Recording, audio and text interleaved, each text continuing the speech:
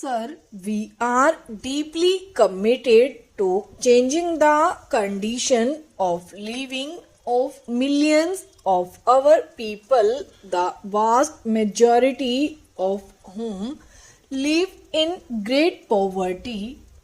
When we talk of the most urgent problems in the country, which are the removal of poverty and the lessening of disparities, our slogans have been made the matter of jokes and of ridicule.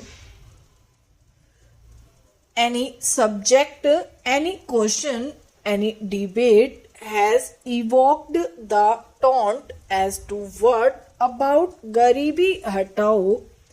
Surely poverty is too agonizing a state to be joked about except by those who have no idea what it is and have no real sympathy with those who live in the state of poverty. If you want to look at the question seriously and sincerely, we know that the poverty of ages cannot be wiped out in a few weeks, a few months, or even a few years. Anybody who pretends that he can do so is obviously trying to mislead the public. We have never said that we can achieve this by a miracle. We have never said that it can be done by magic. We have always said that certain steps have to be taken, deliberate, determined steps, and by those steps we will remove the poverty of this country. But this also requires a change in social outlook. There is talk of compensation. Even today we have heard some of it. Everyone knows that this is a subject about which I feel very strongly, and I would like to put my views before the House as I have put them on previous occasions. When we talk of compensation, it is compensation for land, compensation for a place or a big house. I should like to ask honorable members, what about compensation for injustice? What about compensation for forced labor, for the eviction of landless people, for land unfairly grabbed? What happens when a mill is closed, its machinery run down, its reserves eaten away, even provident funds diverted to private purposes? A small man's business is closed and a partner driven to the street, and other such things of the capitalist system. I remember there is a small group of people in Bihar. They were among the first who came forward in the freedom struggle. Their lands were taken away by the Britishers, and up till now we have not given them that land. We believe that the necessary social, political, and economic processes which are involved in changing poverty must be carried out within a democratic framework. The vested interests have, as usual, raised a hue and cry either through lack of understanding or deliberate mischief. As I said earlier, they have misinterpreted many of the words which we use. I talked earlier of commitment. What I mean is that we are committed to the upholding of the freedom of speech, of assembly, of worship, of every citizen of this vast and varied land. Our commitment to secular democracy is non-negotiable.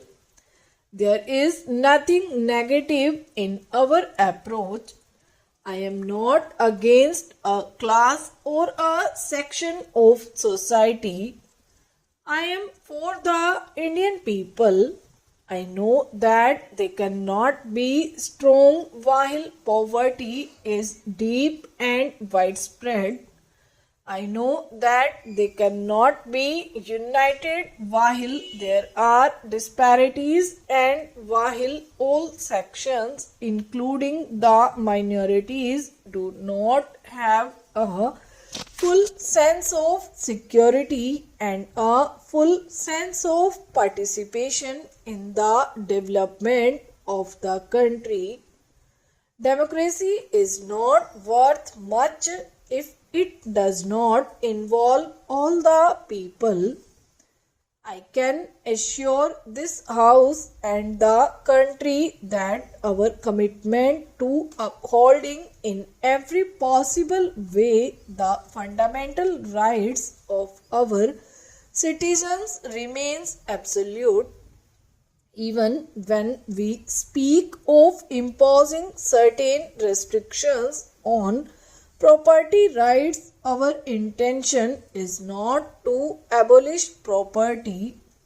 Only where property rights are in conflict with public purpose, the public purpose must hold sway. Our people understand this. In the last elections, every possible attempt was made to scare the people and to mislead them into believing that all property would straight away be taken away.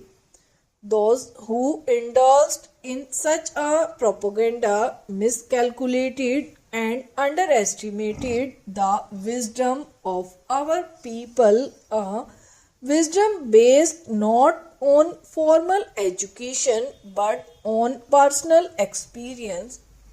Some of us have joked and some have shown temper and some have sincerely pleaded their cause, but I would urge all honorable members to approach the issues involved in our amendment with calm and sober reflection.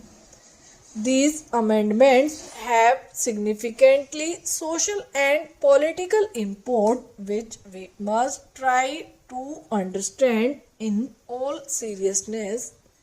The measures which we have taken and are taking are milestones in the progress of millions of our people. They have come to be regarded by the people as marking a new stage in their struggle to build a social, more humane and just society.